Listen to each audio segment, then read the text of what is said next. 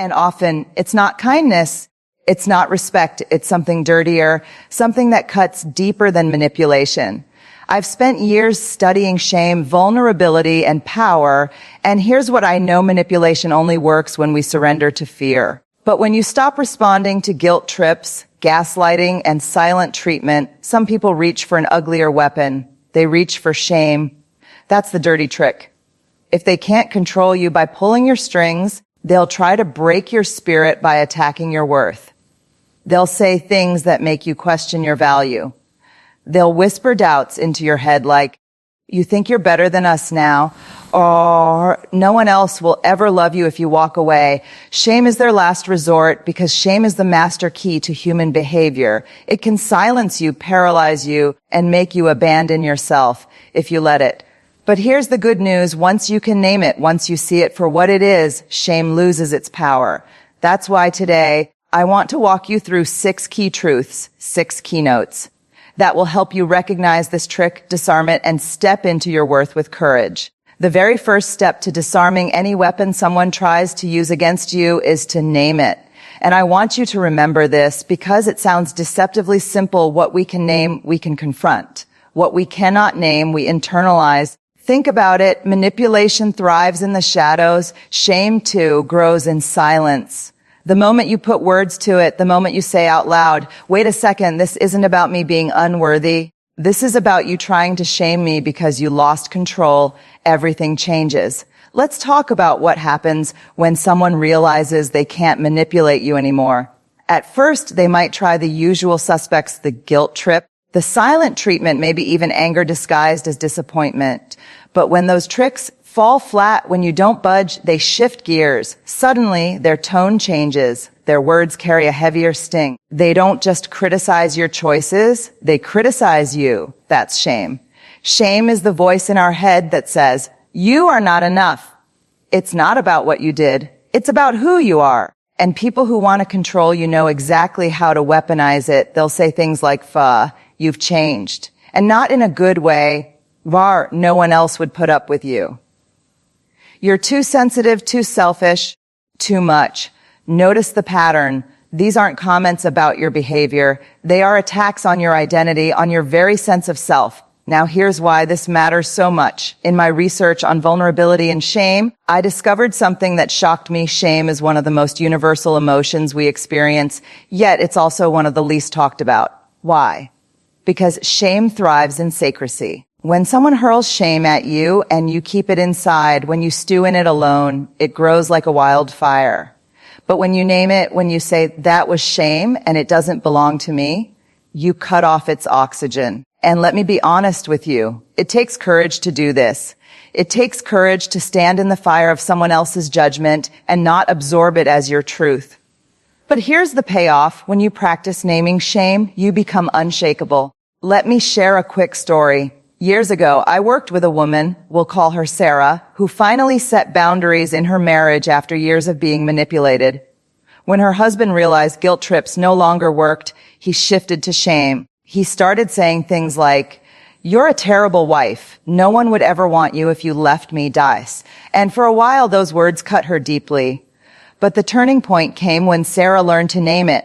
The next time he said, "You're worthless without me," she calmly replied, "That's shame talking, not truth." Now, did that suddenly fix the marriage? No. But what it did was shift the power dynamic. She no longer internalized his words. She no longer let his shame weapon pierce her identity. And that was the beginning of her freedom. Here's the truth: when you start naming shame, you're not just protecting yourself from manipulation. You're reclaiming your power. You're telling the world, "I know who I am, and no dirty trick will make me forget it." This is the foundation. This is the first keynote. Before we can talk about dismantling shame or building resilience against it, we have to recognize it for what it is. Otherwise, it will quietly shape our lives, our relationships, and our self-worth. So the first takeaway I want you to hold close is this: the dirty trick they use when manipulation fails is shame. And the antidote begins with naming it. If we've already named the dirty trick, shame, then the second step is to understand how it hooks us. Because here's the reality: shame only works when it finds something inside us to latch onto.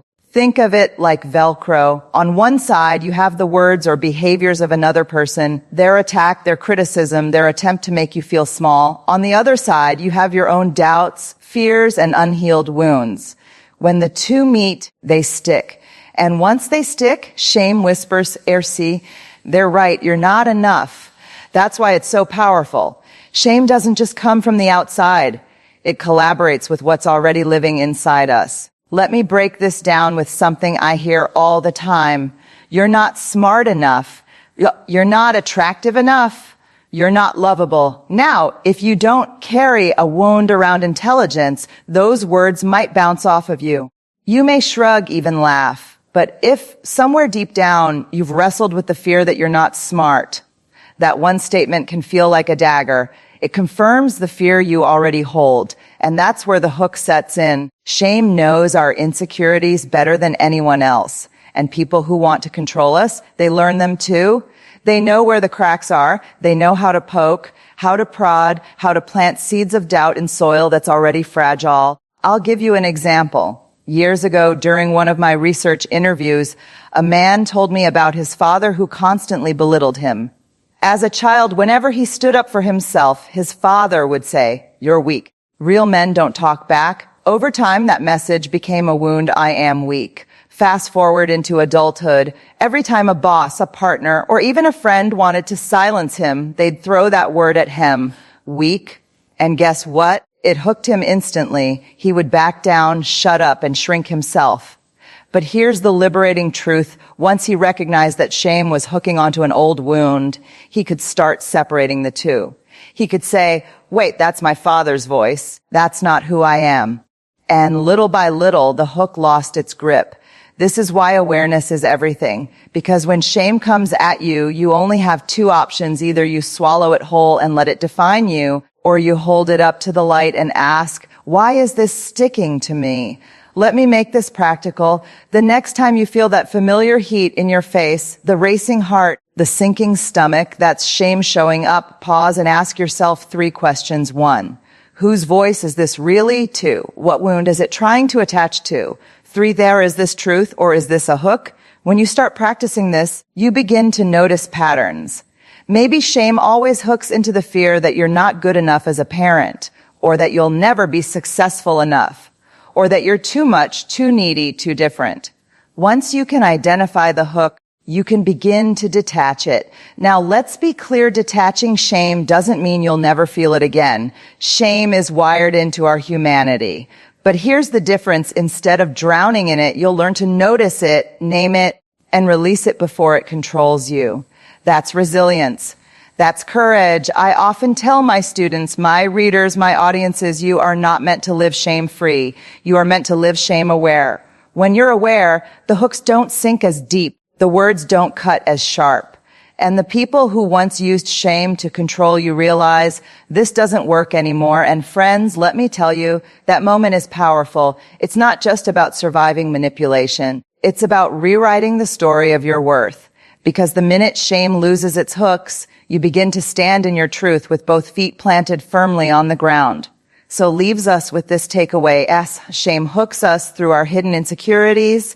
But once we identify the hook, we can refuse to let it control our story.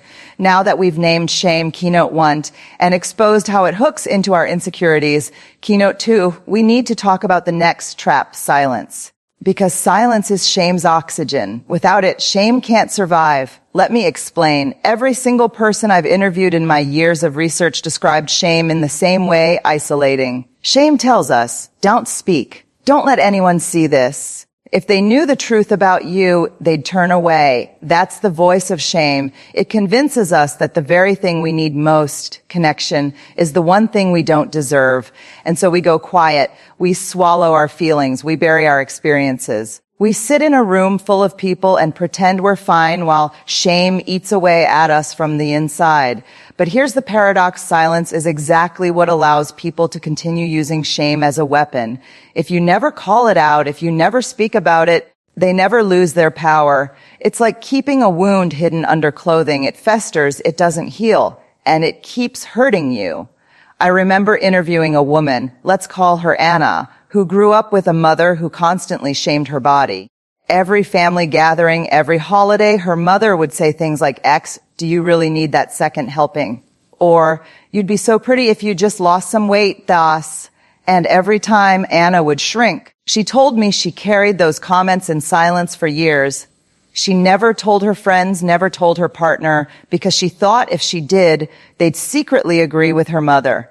That silence gave her mother's words a power that lasted decades. The turning point came when Anna finally spoke about it in a support group.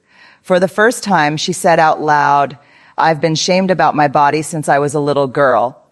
And instead of rejection, she was met with nods, tears, and other women saying, me too. That moment broke the silence. And in breaking the silence, she broke shame's hold. That's why I often say, Azert, shame cannot survive being spoken. The moment you bring it into the light of empathy and connection, it begins to wither. Now, does that mean you have to stand on a stage and broadcast your deepest wounds to the world? No. Breaking the silence doesn't mean shouting. It means sharing with someone who's earned the right to hear your story. It means finding one safe, trusted person and saying, this is what I've been carrying. And here's the incredible part. The very thing shame tells us will lead to rejection, speaking our truth, is often the thing that creates the deepest connection. It's in our vulnerability that we discover we're not alone. This is why breaking the cycle of silence is so radical. Because when you refuse to stay silent, you deny shame its favorite hiding place. You rob manipulators of their strongest weapon. You shift from being controlled to being courageous. Let me share something I tell my students. Silence is comfortable, but it's costly. Speaking is uncomfortable, but it's liberating. You get to decide which price you want to pay. Break the silence, speak the shame, bring it into the light. Because the moment you do, the chains it had on you will start to fall away. Axe, by now, we've uncovered 3 critical truths. Shame is the dirty trick. Keynote 1. It hooks into our insecurities. Keynote 2. Then it thrives in silence. Keynote 3. But here's the question I always get. Thaf. Okay, Brené, I get it. I can name it. I can talk about it. But what do I actually do when it keeps showing up? How do I stop it from running my life? That's where shame resilience comes in. Let me be clear. Resilience doesn't mean you'll never feel shame again. We're human, and shame is wired into our biology. Resilience means that when shame shows up, it doesn't own you. It means you can move through it with courage and come out stronger on the other side.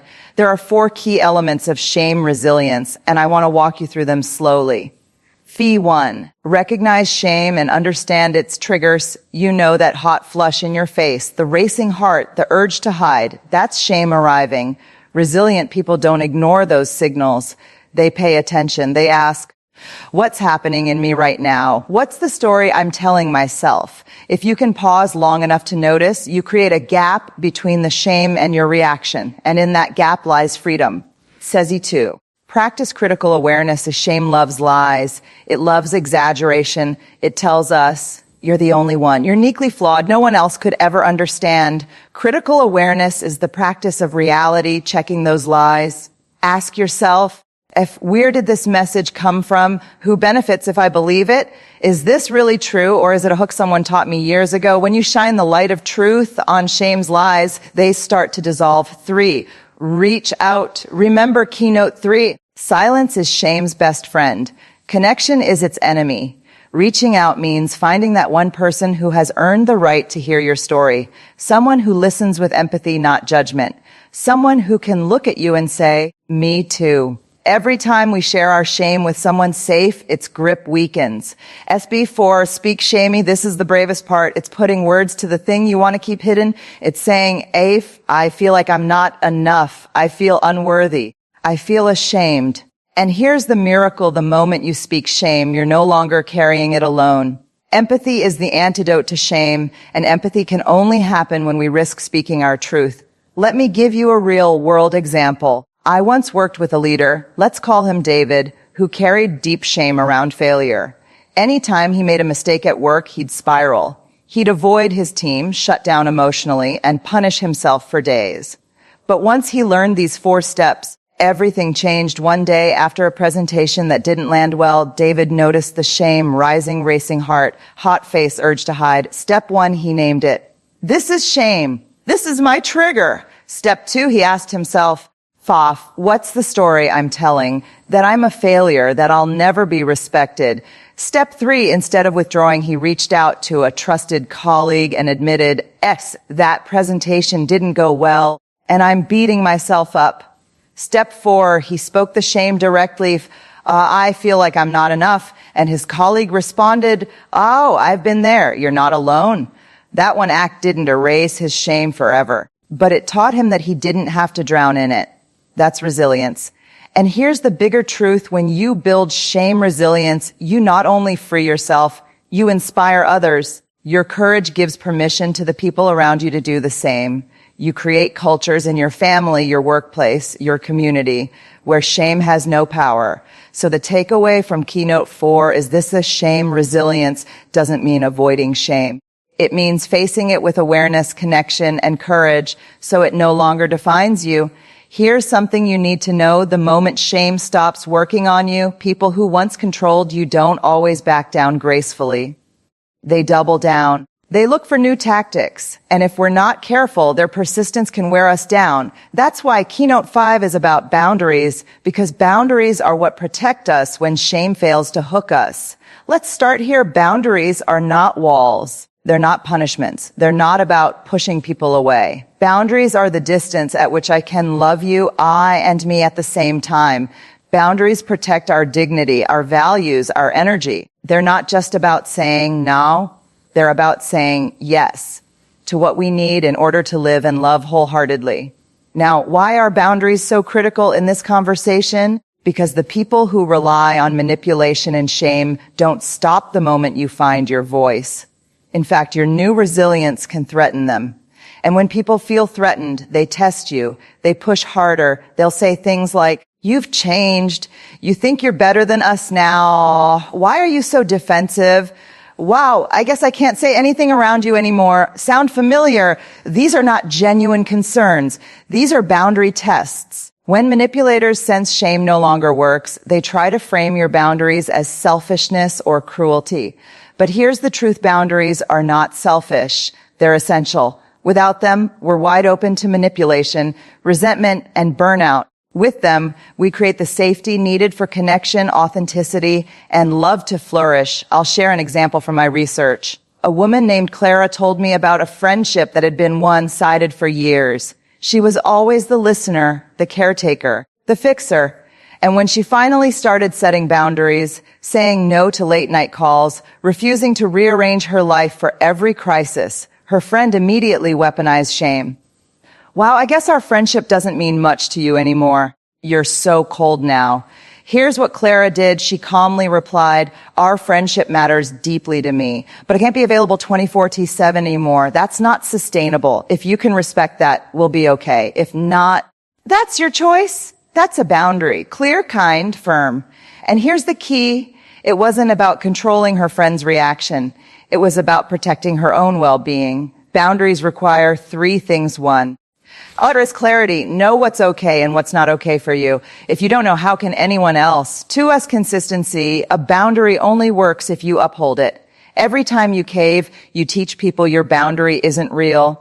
3, compassion. Boundaries are not weapons. They're not about punishing others. They're about protecting love, respect, and connection. And yes, when you start enforcing boundaries, some people will leave. That's painful, but it's also clarifying. If the only version of you they can love is the version without boundaries, then they're not loving you.